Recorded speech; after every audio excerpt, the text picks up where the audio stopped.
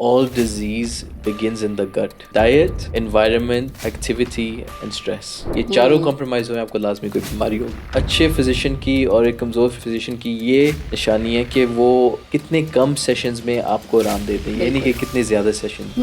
Words are just words. What is more important is the meanings that you've given to those words. لوگ کہتے ہیں sugar diabetes runs in my family, and then someone said it's not that it runs in your family, it's that no one in your family runs. Yes. The very fascinating thing is that females absorb much more emotions than men. There's a saying of the Prophet ﷺ that even if you see the last hour before your eyes and you have a plant seedling in your hand, then plant that seed.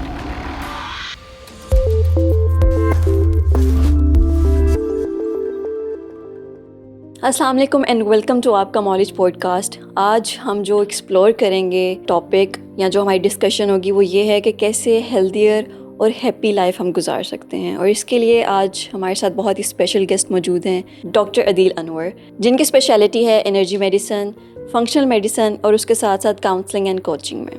اور وہ ہمیں بتائیں گے کہ ہم کیسے chronic illness سے ڈیل کر سکتے ہیں, فار ایگزامپل اسٹریس, فٹیگ, اور اس کا روٹ کوز کیسے آئیڈینٹیفائی کر سکتے ہیں, بجائے اس کے کہ ہم خود کو سیلف ڈائگنوز کریں اور میڈیکیشن لیں. تو اس کا روٹ کوز فائنڈ آؤٹ کرنا بہت ضروری ہے. تو چلیے آئیے انہیں ویلکم کرتے ہیں. السلام علیکم doctor Adeel, thank you so much for joining us today at آپ کا نالج. جیسے کہ آپ کی اسپیشلٹی فنکشنل میڈیسن میں ہے اینڈ بہت سے لوگ ایسے ہیں جنہیں فنکشنل میڈیسن کیا ہوتا ہے نہیں پتہ ہے. تو اگر آپ تھوڑا سا ہماری آڈینس کو بتائیں کہ فنکشنل میڈیسن ہوتا کیا ہے. ٹھیک ہو گیا. تو فنکشنل میڈیسن آپ کہہ لیں ریلیٹیولی ریسنٹ فیلڈ ہے. تو آفن ڈاکٹر مائک ہائمن رناؤنڈ پرسنالٹی ہیں جو اس کو پروموٹ کرتے تھے, تو میں نے ان کے ہی لٹریچر سے سیکھا. تو یہ ہوتا کیا ہے, بیسکلی آپ کو ایک کیس اسٹڈی دیتا ہوں. تو جس بچے کو ڈپریشن ہوتی ہے تو اس کو اکثر کیا دیتے ہیں, ایونچولی تو میڈیکیشن پہ ہی اس کو لے کے آتے ہیں. اس سے پہلے تو تھیراپیز وغیرہ and stuff like that. Medication کے ٹائپ کیا ہوتا ہے یا اس کو کیا کہتے ہیں؟ Antidepressants. ٹھیک ہے, تو ایک ایگزامپل اس کی SSRI ہوگی. بالکل ٹھیک ہے. تو سیروٹونن سیلیکٹیو ری اپٹیک انہیبیٹرز. تو آئیڈیا یہ ہے کہ ایک کیس اسٹڈی لیتے ہیں, ایک بچہ یا بچی ہے 25 سال کے ہو گئے ہیں, اب ایک دم سے ان کو ڈپریشن ہو گیا. تو ایلوپیتھک فیلڈ میں یہ اپروچ ہے کہ آپ اس کو سیروٹونن جو ہے اس کو بلاک کر دیں برین میں, اور صرف ہیپینس کا ایموشن آئے, اس کے علاوہ اور ایموشنز سچ فنکشن نہیں کریں گے. اب فنکشنل میڈیسن کیا کویشچن کرتی ہے, وہ کرتی ہے کہ روٹ کاز کیا تھی. 25 سال سے تو سیروٹونن بن رہی تھی, اب کیوں نہیں بن رہی, ایسا کیا ہوا کہ اب نہیں بن رہی. تو بات یہ ہے کہ ہم وہ پاتھ وے انالیسس دیکھتے ہیں. تو مثال کے طور پہ سیروٹونن کا جو پروسیس ہے بننے کا, وہ ٹرپٹوفین ایک امینو ایسڈ ہے. امینو ایسڈ سے پھر آپ کی وٹامن بی سے ریئیکشن ہوتی ہے ایز اے کیٹلیس انزائم. اس کے بعد 5-HTP بنتا ہے, 5-HT کے بعد سیروٹونن بنتا ہے. اب انٹرسٹنگ چیز یہ ہے, اگر ڈپریشن کی کیس اسٹڈی لیں, کہ ٹرپٹوفین آتا ہے, چکن ایک سورس ہے ٹرپٹوفین کا. اب چکن کنزمپشن 800% میں نے ابھی چیک کیا ہے کہ بڑھ گئی ہے. 1970 سے لے کے 2020 تک 800% انکریز ہے چکن کنزمپشن میں, پولٹری جو ہے. اب سوال یہ پیدا ہوتا ہے, اگر اس کا بلڈنگ بلاک ٹرپٹوفین 800% بڑھ گیا ہے تو ڈپریشن کیوں بڑھ رہی ہے؟ ڈپریشن تو کم ہونی چاہیے. بالکل. تو اس سے اب جب آپ ڈیپر انویسٹیگیٹ کریں تو پتہ چلتا ہے جو کیٹلسٹ ہے سیروٹونن بنانے کے لیے وہ ہے وٹامن B6. تو اتنے وٹامن B کی کنزمپشن نہیں انکریز ہوئی جتنی آپ کی یہ پروٹین جو امینو ایسڈ کی ہو گئی ہے, تو وہ کنورژن نہیں ہو رہی. تو فنکشنل میڈیسن آپ کے پاتھ ویز کی انالیسس کرے گا کہ وہ جو آپ کا اینڈ پروڈکٹ ہے وہ کیوں نہیں بن رہا. بالکل. ایلوپیتھک میں جو ہے, جو میں نے اپنی بک میں جو لکھا ہوا ہے, اس کا چیلنج یہ آتا ہے کہ ویسے آپ سے بھی میں پوچھتا ہوں, کتنے لوگ آپ جانتے ہیں جو جن کو کرونک النیسز ہیں جیسے ڈپریشن یا بلڈ پریشر؟ میرا خیال ہے اب تو ہر دوسرے بندے کو ہے. ٹھیک ہے, ٹو بی ویری آنیسٹ. ہاں, کرونک النس تو بہت کامن ہو گئی, بہت زیادہ. تو کتنے لوگ ہیں جنہوں نے دوائیاں لی ہیں اور وہ ٹھیک ہو گئے ہوں, کیور ہو گیا ہو؟ بہت کم. بہت کم. پھر دوسرا سوال میرے لیے آپ کے لیے یہ ہے کہ میرے سے کہ کتنے لوگ ہیں کہ انہوں نے دوائیاں لی ہیں 5 سال 10 سال بعد جا کے اور سائڈ افیکٹس ہوئے ہیں اور دوائیاں لے رہے ہیں؟ زیادہ ایوریج. تو اس سے ثابت ہوتا ہے کہ میں کمپلیٹلی اینٹی فارماسیوٹیکل انڈسٹری نہیں ہوں، مگر اس سے ثابت ہوتا ہے کہ جو ایلوپیتھک میڈیسن ہے وہ کیورز کے اوپر فوکس نہیں کر رہی، ٹیمپرری بس ٹریٹ کری ہے. تو اس کو انگلش میں ایکسپریشن ہے ماسکنگ دا سمٹمس یا putting paper over the cracks. تو روٹ کاز کو ایڈریس نہیں کر رہی، whereas functional medicine root cause کو ایڈریس کرتی ہے. جیسے بھی آپ نے کرونک النس کی بات کی ہے تو بہت سے ایشوز چل رہے ہیں آج کل، ڈائجسٹیو ایشوز ہو گئے یا پھر ادر سائیکلوجیکل ایشوز ہو گئے، بہت کامن ہے. تو لوگ مطلب obviously جیسے آپ نے کہا میڈیکیشن کی طرف چلے جاتے ہیں، تو مطلب کہ جو فنکشنل میڈیسن ہے وہ کس طرح ان سب چیزوں کو، کرونک النیسز کو کیسے ٹریٹ کرتی ہے، ان کا روٹ کوز کیسے پتہ لگتا ہے اینڈ آل. تو پہلے تو میں اپنا جرنی شیئر کرنا چاہوں گا تاکہ آپ کو آئیڈیا ہو کہ اس کی اہمیت کیا ہے. ٹھیک ہے. تو 2012 میں جب میں یو کے میں تھا، اس سے میرے 26 سال وہاں گزرے. 2012 میں نے ماسٹرز اپنی ختم کی اور میری باڈی جو تھی وہ جواب دے رہی تھی. میرا نروس سسٹم ختم ہو گیا تھا، سائیکو موٹر نیورون ریٹارڈیشن شروع ہو گئی. اس کا یہ ہوتا تھا کہ جب اٹھتا تھا ایسا لگتا تھا کہ کوئی ہاتھی سینے پہ بیٹھا ہوا ہے. اس کے بعد کڈنیز کانٹریکٹ ہوئے تھے، جو میں کھاتا تھا باہر آ جاتا تھا. تو یہ سارے مجھے سمٹمس تھے. وہاں کے NHS ڈاکٹرز ہوتے ہیں، NHS ڈاکٹرز، میرے فادر بھی وہاں سرجن ہیں. تو ڈاکٹروں نے GPs سارے انالیسس کر کے انہوں نے جواب دے دیا مجھے. انہوں نے کہا ہمیں سمجھ نہیں آ رہی تمہارے مسئلہ کیا ہے.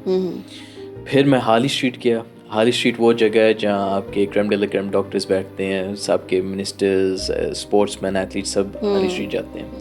وہاں میں گیا، انہوں نے 3500 پاؤنڈ ایک دن کا لیا اور سارے ٹیسٹ کر کے سب کچھ کر کے انہوں نے بھی جواب دے دیا. انہوں نے کہا ہمیں سمجھ نہیں آ رہی تمہارے مسئلہ کیا. تو 1.5 سال کے بعد اذیت میں جب سارے ڈاکٹروں نے مجھے جواب دے دیا، اس وقت میں ساتھ ساتھ PhD بھی کر رہا تھا، تو مجھے یہ آلٹرنیٹیو میڈیسن کی فیلڈ ایکسپلور کرنی پڑی. آلٹرنیٹیو میڈیسن کی فیلڈ، جو آخری کارڈیالوجسٹ کنسلٹنٹ تھا ہارلی اسٹریٹ کا، اس نے کہا do not waste any more time and money on us doctors, we don't know what to do. Go to the, I've only seen one patient who had similar symptoms to you and he went to the allergy testing practitioners. کہتے ہیں آپ allergy testing والوں کے پاس جائیں، آپ quacks کے پاس جائیں، آپ وہ آلٹرنیٹیو میڈیسن کا روٹ اپنائیں. ہاں جی. تو میں پھر واپس مانچسٹر گیا جہاں میں رہتا تھا لنڈن سے. تو میں نے ڈالا الرجی ٹیسٹنگ پریکٹیشنرز مانچسٹر. تو وہاں ایک چودھری میں ایک بندہ تھا، اس کے پاس ایک مشین تھی.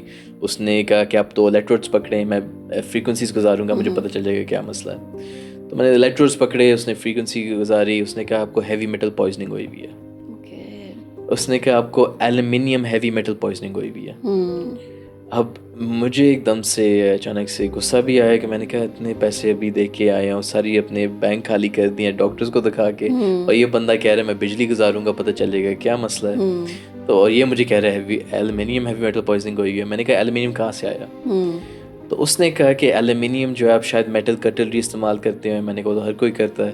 کہتے پھر آپ کوئی ڈیوڈرنٹ استعمال کرتے ہوں گے. میں نے کہا میں تو آئلز استعمال کرتا ہوں، عطر وغیرہ. تو کہتا ہے کہ کوئی سوس ہے مگر یہ مشین تو یہ بتا رہی ہے. تو وہ مشین تھی بایو انرجیٹک مشین، اس کا نام تھا اسائرا، اور ابھی میں پاکستان میں اس کا پریکٹیشنر ہوں. تو پوری دنیا میں 500 لوگ ہیں تقریباً، اور ایشیا میں اس وقت میرے پاس ہی ہے. تو اس مشین نے آئیڈینٹیفائی کر لیا کہ روٹ کاز کیا تھی. اگلے دن میں اپنے PhD سپروائزر کے ساتھ بیٹھا ہوا تھا، اس کو بتا رہا تھا کہ سارے ڈاکٹرس کو دکھا دیا ہے. کل میں ایک بندے کے پاس گیا ہوں، وہ کہہ رہا کہ ایلومینیم ہے. پھر ہم دونوں کو ایک دم سے خیال آیا کہ کیا تھا. میں ایک پاؤڈر استعمال کر رہا تھا جو ایک کیٹلسٹ تھا، اس کو کہتے ہیں زیولائٹ. وہ زیولائٹ میں ہائی لیول آف ایلومینیم تھی اور وہ نینو پورس تھا.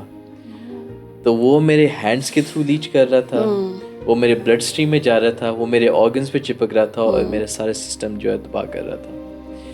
تو اس کے بعد میں نے ایک کتاب پڑھ رہا تھا آلٹرا مائنڈ سولوشن، جو ڈاکٹر مارک ہائمن کی ہے. مزے کی بات یہ تھی کہ وہ بھی سملر چیلنجز سے گزرے. وہ میڈیکل ڈاکٹر تھے، میں PhD کر رہا تھا. تو انہوں نے اپنی کتاب میں فنکشنل میڈیسن کا ذکر کیا اور انہوں نے اس کا سولوشن بتایا. تو میں نے پھر یہ سپلیمنٹس لیے، جس کی وجہ سے میں بہت تیزی سے تقریباً 3 سے 6 مہینے میں ریکور ہو گیا. میرے انرجی لیولز ریسٹور ہو گئے. تو میں نے کیا لیا، تو میں 3-4 سیکرٹس ہیلتھ کی آپ کے ساتھ شیئر کرنا چاہوں گا. ضرور پلیز. ٹھیک ہے. تو میں نے اپنی جرنی میں کیا سیکھا جب پورے ڈاکٹرز نے جواب دے دیا، انہوں نے کہا پتہ نہیں تم زندہ رہو گے کہ نہیں. تو میں نے کیا سیکھا. تو نمبر 1 جو سب سے امپورٹنٹ سپلیمنٹ ہے وہ ہے magnesium. Why magnesium? Magnesium is responsible for 300 to 600 enzymatic reactions. ٹھیک ہے, تو میگنیزیم بہت ہی ضروری ہے. میگنیزیم سٹریٹ میگنیزیم کے ڈفرینٹ فارمز ہیں, جیسے میگنیزیم گلائسنیٹ ہو گیا, پھر ایلتھیرونیٹ ہو گیا, یا سٹریٹ ہو گیا. تو مجھے جو سب سے افیکٹو لگتا ہے اور میں نے جو استعمال کیا تھا اور ابھی بھی کرتا ہوں وہ ہے میگنیزیم سٹریٹ. ٹھیک ہے, اس کی ابزارپشن کم ہے, 30% ابزارپشن ہے گلائسنیٹ سے. گلائسنیٹ 70% ہے, مگر وہ آپ کے گٹ کو ڈیٹاکس کرتا ہے.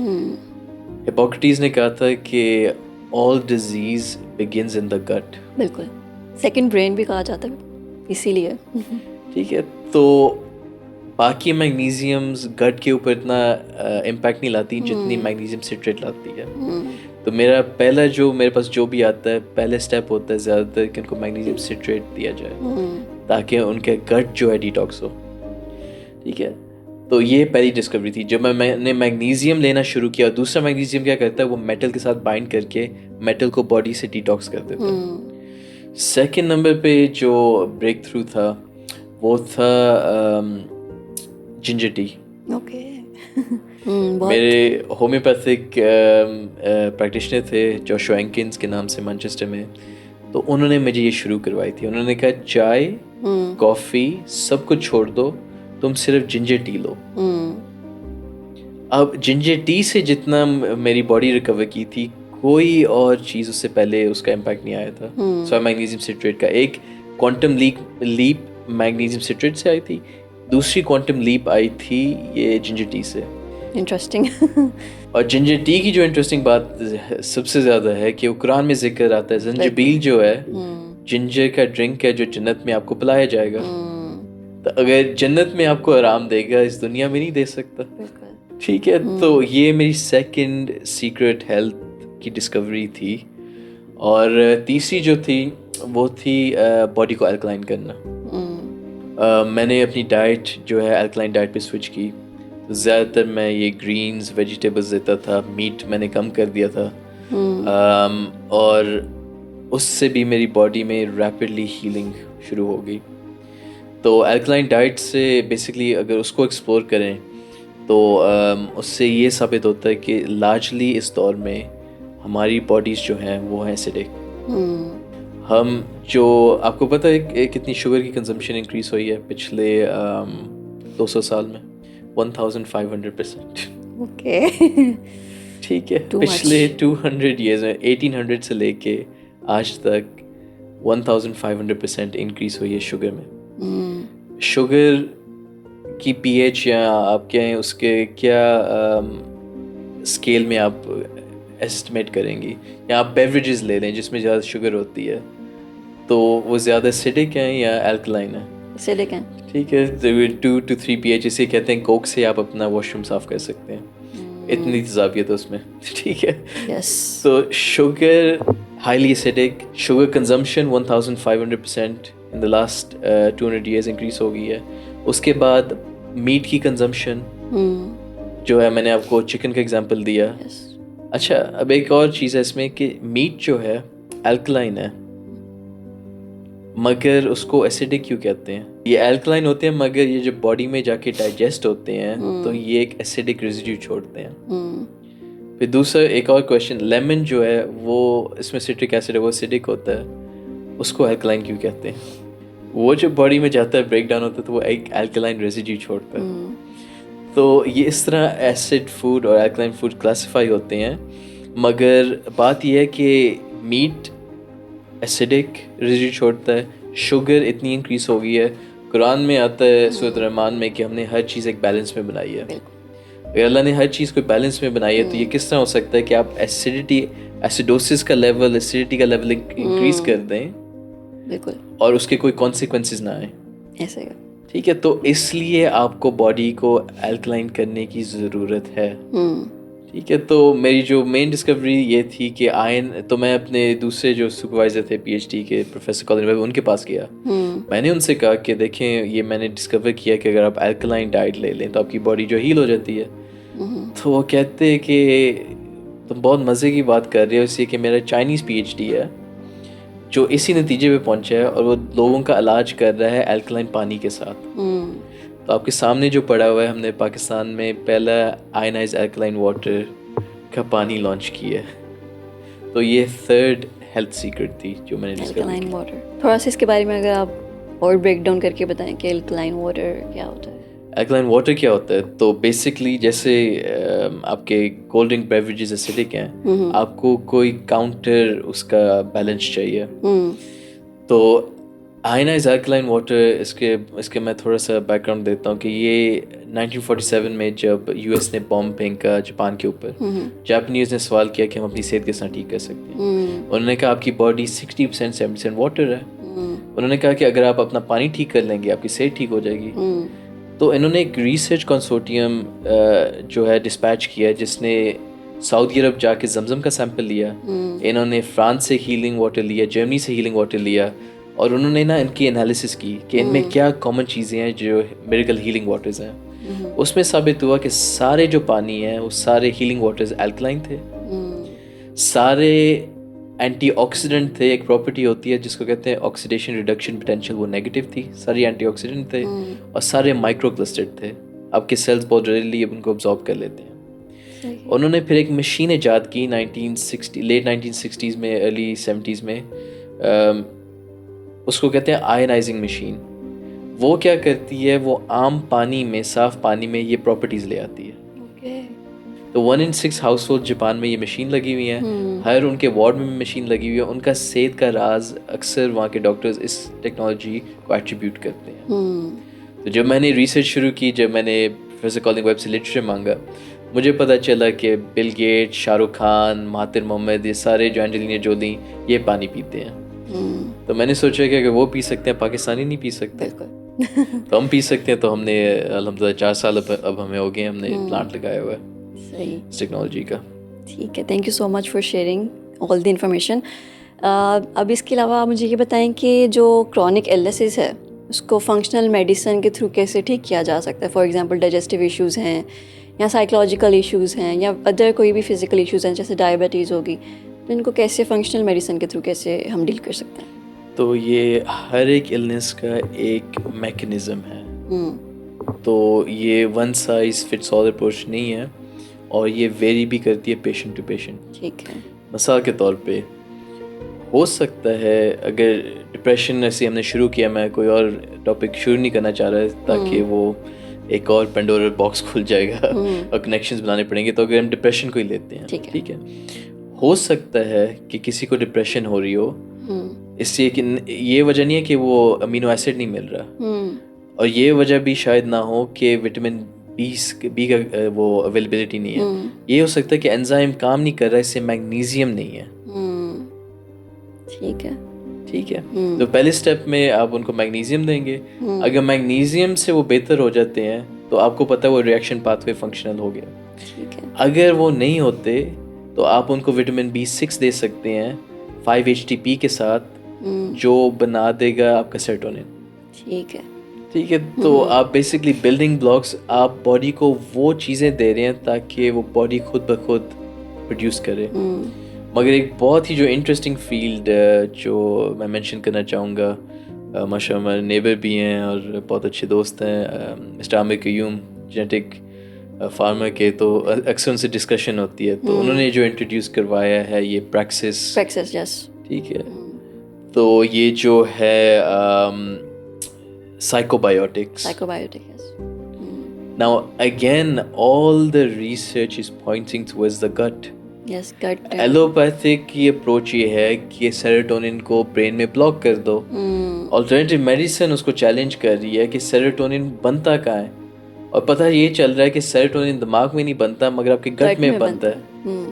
So my approach mainly آپ کہہ لیں 80% 70-80% میری کوشش ہوتی ہے کہ بلڈنگ بلاکس دے کے باڈی کو ایکیوٹ یا جو پرولونگ کرونک سٹیج ہے اس سے نکال کے گٹ کو ہیل کیا جائے. گٹ کو اگر آپ ہیل کر لیتے ہیں, آدھی بیٹل آپ نے وہیں جیت لیا.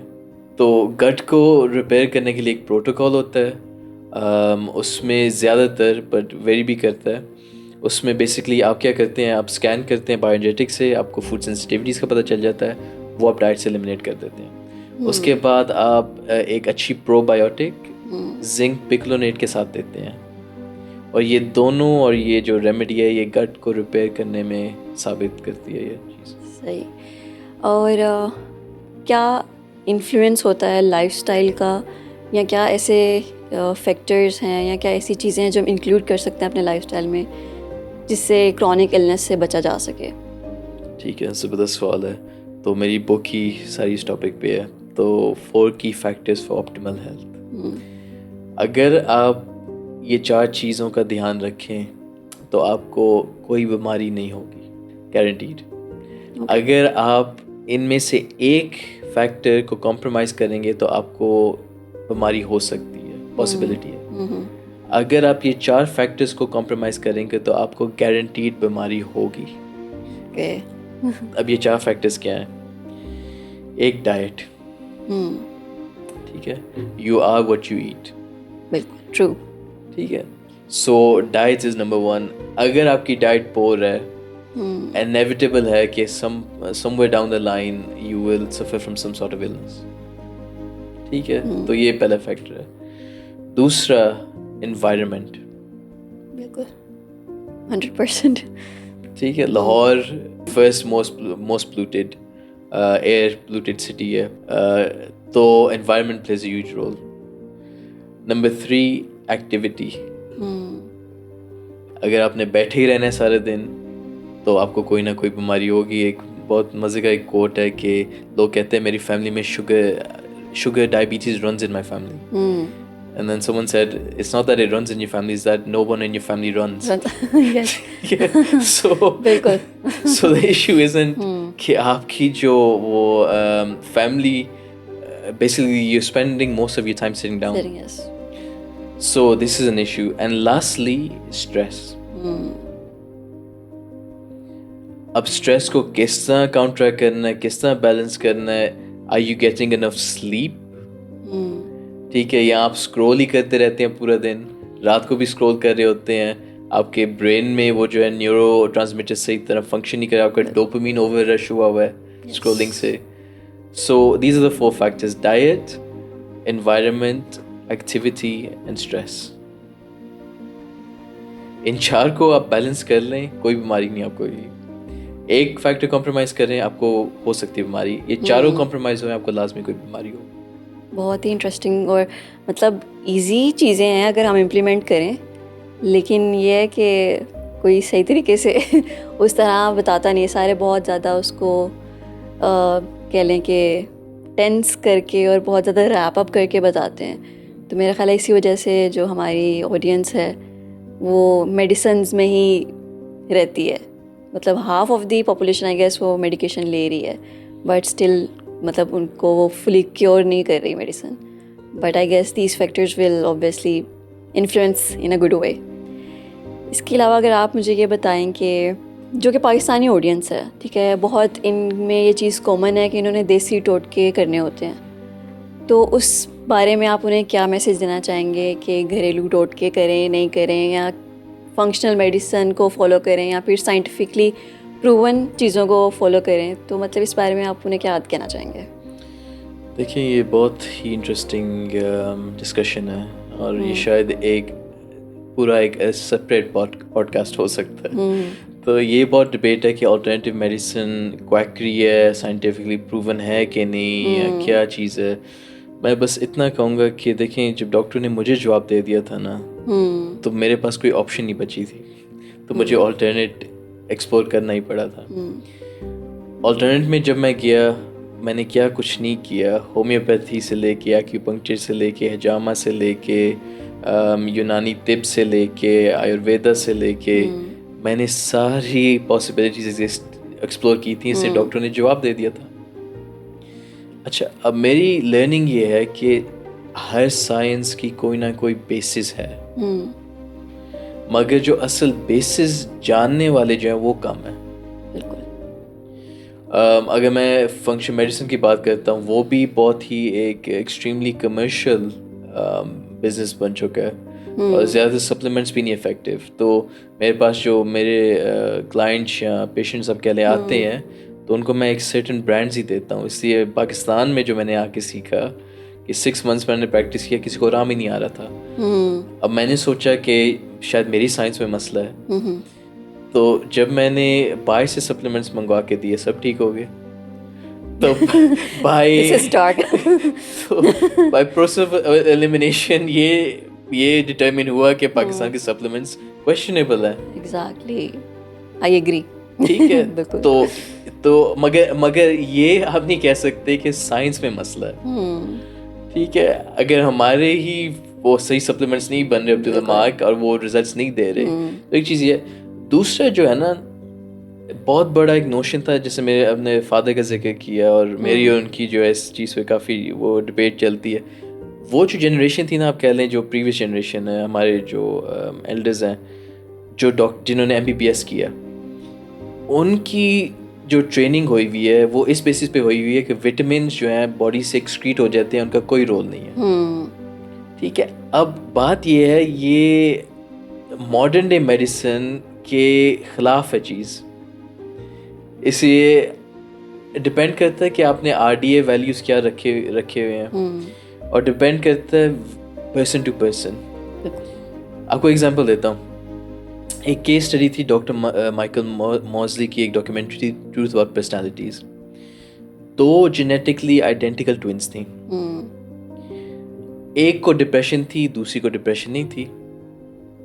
اب اگر وہ دونوں آئیڈینٹیکل ٹوئنز ہیں, دونوں کو ڈپریشن ہونی چاہیے تھی یا دونوں کو نہ ہوتی. انہوں نے جب ایکسپلور کیا فردر کہ کیوں ایک بہن کو دوسری بہن کو نہیں ہے, پتہ چلا کہ ایک بہن کا ہسبینڈ جو تھا اس کو مارتا تھا, دوسری بہن کا جو تھا اس کا خیال رکھتا تھا.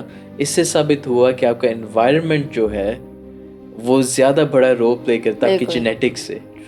تو اب بات یہ ہے کہ ابھی بھی آپ دیکھیں نیوٹریشن, آپ کسی بھی MBBS ڈاکٹر سے پوچھیں کہ نیوٹریشن آپ کے جو کریکولم کا کتنا پرسنٹیج ہے, لوگ کہتے ہیں 5%. اب آپ اینشنٹ سائنسز میں چلی جائیں یا پرانے دور میں جب وہ کہتے تھے آل ڈیزیز بگنز ان دا گٹ, زیادہ تر بیماریاں انہیلدی کھانے سے یا اوور ایٹنگ سے. تو بات یہ ہے کہ وہ جو ڈائٹ کا جو اسپیکٹ ہے, جب نیوٹریشن پڑھاتے ہی نہیں ہے آپ کو, تو آپ کو کس طرح پتہ چلے گا کہ ڈائٹ سے آپ نے کس طرح ٹریٹ کرنا ہے اور کس مطلب بیلنس کے ساتھ لینی ہے ساری چیزیں. اینڈ لاسٹلی آئی مین یہ جو میڈیسن کا کریکولم ہے یہ انڈسٹری کا بائی پروڈکٹ ہے. تو اگر آپ اس کو ٹریس بیک کریں, راکفیلر نے جب انڈسٹریز لگائیں, فارماسیوٹیکل انڈسٹری کا جو آپ کہہ لیں وہ ڈکٹیٹ کرتی ہیں. ڈاکٹرس کو اکثر میں یو کے میں یہ بھی کہتے تھے کہ وہ وینڈرز ہیں فارماسیوٹیکل انڈسٹری کے. دیر از اے پل فار ایوری ایل, ہر بیماری کے لیے ایک دوائی ہے. بالکل دوائی موجود ہے. اب فنکشن میڈیسن کیا کہتی ہے, اگر آپ کو 10 بیماریاں ہیں, ہو سکتا ہے کہ صرف ایک وجہ سے 10 بیماریاں ہو رہی ہیں. یہ ضروری نہیں ہے کہ ہر بیماری کے ایک آپ کو الگ الگ دی جائے. تو فنکشن میڈیسن روٹ کاز پہ جاتی ہے. ایلوپیتھک جو لمیٹیشنز ہیں وہ بس اپیل ٹو میچ ایوری ایل, وہ حساب ہے. بالکل, تو یہ لمیٹیشنز ہیں. ٹھیک ہے. آٹو امیون جو ہے یہ کیا چیز ہے, کیا بیماری ہے یہ آٹو امیون النس جو ہے, اور یہ کیوں ہوتی ہے, اور اس کو کیسے ٹریٹ کیا جا سکتا ہے, اس کا روٹ کوز کیا ہے؟ اچھا, اب یہ جو ہے نا, اگر آپ جنیرکلی بات کریں گے, یہ ویری کرتا ہے پرسن ٹو پرسن. ٹھیک ہے, آٹو امیون آپ کا امیون سسٹم اپنے باڈی کو خود سے اٹیک کر رہا ہے. ٹھیک ہے, تو آپ کی امیونٹی جو ہے اپنی فنکشن نہیں کر رہی, مگر وہ اپنی باڈی کے ساتھ ہی وہ فائٹ کر رہی ہے. Another thing is it could be for multiple reasons. اب آپ کو آئیڈینٹیفائی کرنا پڑے گا. اس لیے میرے پاس جو کلائنٹ آتا ہے پہلی سیٹنگ میں ہی تقریباً گھنٹہ لگ جاتا ہے. اصل اچھے فزیشین کی اور ایک کمزور فزیشین کی یہ نشانی ہے کہ وہ کتنے کم سیشنز میں آپ کو آرام دیتے ہیں, یعنی کہ کتنے زیادہ سیشنز میں. ٹھیک ہے, سو you rather spend a long time with one patient and get to the root cause so they don't have to come again rather than کہ آپ دوبارہ بلاتے رہیں اور آپ وہ 10 منٹ کے لیے بلائیں. تو بہرحال coming back to this, اب یہ ڈپینڈ کرتا ہے کہ روٹ کاز کیا بن رہی ہے. It could be you know, a mineral deficiency. It could be a vitamin deficiency. It could be that there are some pathogens آپ کی باڈی میں جو باڈی سے ڈیٹاکس نہیں ہو رہے.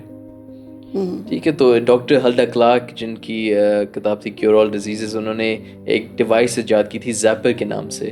تو وہ بھی آپ 2 لیٹرز پکڑتے ہیں, بجلی گزارتے ہیں تو پیتھوجنز وہ مار دیتی ہے.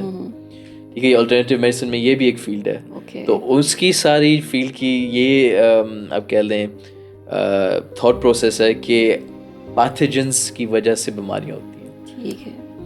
So that could be a possibility. It could be also, and then there is another field which is also just as interesting. وہ ہے negative trapped emotions کی. اب آپ کو ایک اسٹڈی دیتا ہوں. جب میں شروع میں آیا پاکستان 1 سال میں نے تقریباً اپنی کتاب لکھی, اس کے بعد میں بنی گالا میں لائف کوچنگ کرواتا تھا. تو وہاں جو ہے ایک خاتون میرے پاس آئی, کہتی کہ ہماری فیملی ہسٹری ہے لیور کینسر کی. ٹھیک ہے. میں نے کہا کہ نہیں, آپ کی فیملی ہسٹری لیور کینسر کی نہیں ہے. میں نے کہا آپ کی فیملی ہسٹری ہے غصہ کرنے کی. وہ ایک دم سے کھڑی ہو گئی. کہتی آپ کو کیسے پتا؟ کہتی آپ کو کیسے پتا؟ اب یہ چلی جاتی ہے فیلڈ چائنیز میڈیسن کی طرف, جہاں انہوں نے کوریلیٹ کیا کہ ہر آرگن کا کسی نہ کسی ایموشن کے ساتھ تعلق ہے. بالکل. اب اگر آپ ماڈرن ڈے میں آ جائیں تو ایک زبردست کتاب ہے ڈاکٹر بریڈلی نیلسن کی, جس کا نام ہے دی ایموشن کوڈ. انہوں نے بھی یہ کیا ہے, انہوں نے ایموشنز کی کوریلیشن کی ہے آرگنس کے ساتھ. اور یہ جو اسکول آف تھاٹ ہے, یہ جو موومنٹ جنریٹ ہو رہی ہے, ان کا یہ ہے کہ آپ نا ایز ہیومن بینگس آپ ایموشنز ایمٹ کرتے ہیں اور ابزارو کرتے ہیں. بالکل. اور جب آپ ایمٹ اور ابزارو کرتے ہیں, اس پروسیس میں آپ کے جو ایموشنز ہیں وہ کہیں نہ کہیں آرگنز میں اسٹور ہو جاتے ہیں. بالکل. جب اسٹور ہوتے ہیں وہ ایموشن اسٹور ہو کے انیویٹیبلی اسپرچل سے ایموشن سے مینٹل سے فزیکل ڈائمینشن میں آ کے کہیں سے تو انہوں نے نکلنا ہے. بالکل. تو یس, یہ بات ہے. اینڈ بہت سے لوگوں کو نہیں پتا, they don't believe in such thing. I don't know why, but نہیں مانتے کہ ایموشن کا مطلب اور فزیکل آپ کی جو باڈی ہے کہ ان کا کتنا کو ریلیشن ہے. And the very fascinating thing is that females absorb much more emotions than men. Exactly, yes. تو یہ سب سے فاسنیٹنگ چیز ہے. کیونکہ ہم نے بات کی ہے ایموشنس کی, تو اگر آپ کوئی ٹپس دینا چاہیں کہ ہم کیسے ہیلدی وے میں چینل آؤٹ کر سکتے ہیں ایموشنس کو.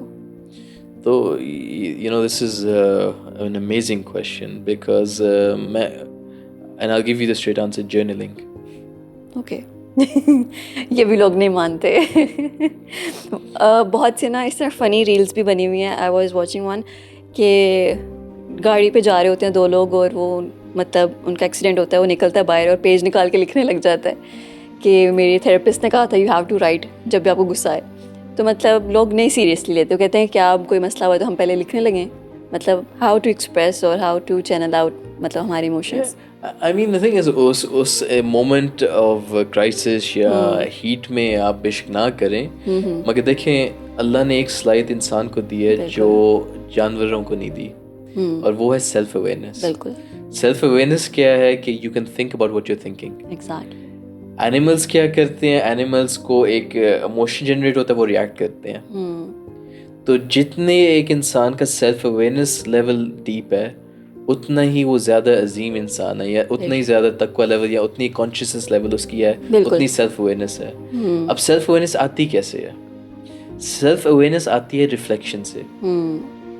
ریفلیکشن جو ہے تزکیہ یا تصوف کی جو فیلڈ ہے, قرآن میں اتنا ذکر آتا ہے تدبر کے بارے میں, تفکر کے بارے میں, ریفلیکشن کے بارے میں. کیوں آتا ہے؟ جب بھی اکثر قرآن کا ذکر آتا ہے تو ریفلیکشن کے بارے میں ذکر آتا ہے ساتھ ساتھ, کہ ہم نے یہ قرآن ریویل کیا ہے یہ ریفلیکٹ کریں, غور و فکر کریں, یہ نہیں کہ آپ بس میکینکلی پڑھتے رہیں.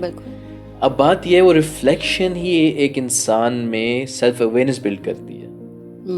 اب مسئلہ کیا آتا ہے, آپ کا جو مائنڈ ہے نا, وہ کنیکشنز بناتا جائے گا. آپ کی جو مائنڈ کا پرپس ہے وہ survival. It's there to survive. اللہ نے آپ کا جو قلب دیا, ہارٹ دیا, that's there to thrive.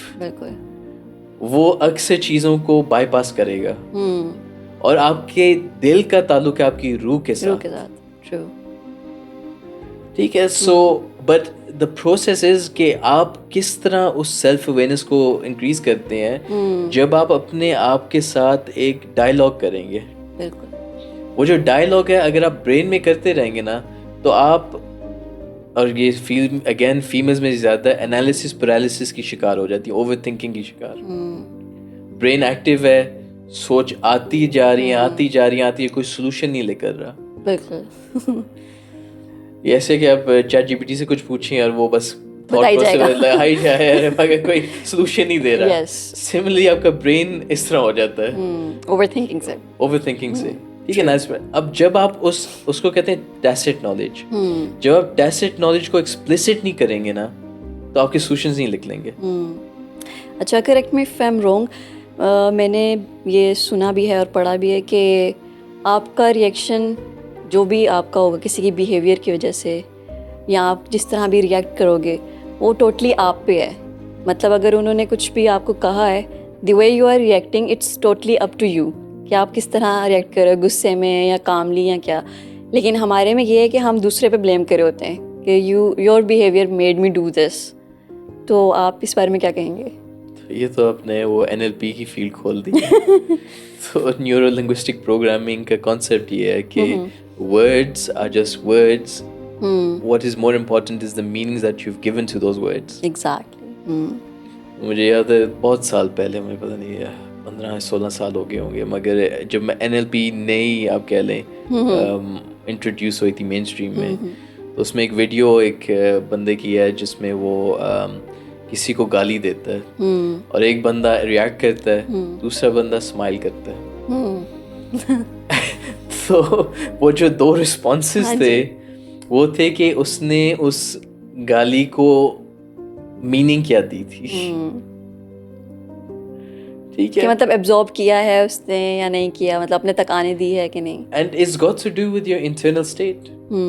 آپ کا انٹرنل اسٹیٹ کیا ہے؟ بالکل. اگر آپ کی برین ویو ایکٹیویٹی ہے زیادہ الفا برین ویوز میں, تو آپ زین موڈ میں ہوں گے, آپ وہ ابزارو کر لیں گے, آپ کو افیکٹ نہیں کرے گا. اگر تو آپ بیٹا اسٹیٹ میں ہوں گے اور آپ ریئیکٹیو موڈ میں ہوں گے اور ریفلیکٹیو موڈ میں نہیں ہوں گے, آپ ریئیکٹ کریں گے. ایگزیکٹلی. اینڈ لاسٹلی, ویسے تو آپ نے کافی کچھ ہماری آڈینس کو بتایا ہے, ایڈوائس بھی دی ہے, ٹپس بھی دی ہیں, لیکن لاسٹلی آپ پھر بھی ہماری جنریشن کو, ینگ جنریشن کو یا اوور آل پاپولیشن کو کیا میسیج دینا چاہیں گے, کیا ایڈوائس دینا چاہیں گے؟ دیکھیں آج کل we're potentially on the precipice of a World War III. تو مجھے جو زیادہ تر میسیجز آ رہے ہیں کہ کیا کرے, panic, there's uncertainty, there is people are depressed, they don't see a positive outlook. Now the key thing is in this situation, there's a saying of the Prophet ﷺ that even if you see the last hour before your eyes and you have a plant seedling in your hand, then plant that seed. Beautiful. تو آپ کوئی بھی اچھا کام کر سکیں. World War III کو چھوڑیں, اگر آپ کو آپ کی موت بھی آنے لگی اور آپ کوئی اچھا کام کر سکتے ہیں, آپ کر کے جائیں. Do not procrastinate, do not wait. And inshallah after difficulty comes ease, after pain comes relief. بالکل, بے شک. And and it's having the faith. آپ اپنے ایمان کے اوپر کام کریں and be reflective, زیادہ contemplate کریں چیزوں کو. Thank you so much, Dr. Adil. It was really a good conversation with you اور بہت ہی انسائٹفل آپ نے نالج اپنا شیئر کیا ہے ہماری آڈینس کے ساتھ. Thank you so much once again. My pleasure. Please share this with your loved ones and I hope کہ بہت ہی ہیلپفل ہونے والا ہے پوڈ کاسٹ آپ سب کے لیے. Please do share and stay tuned. Thank you.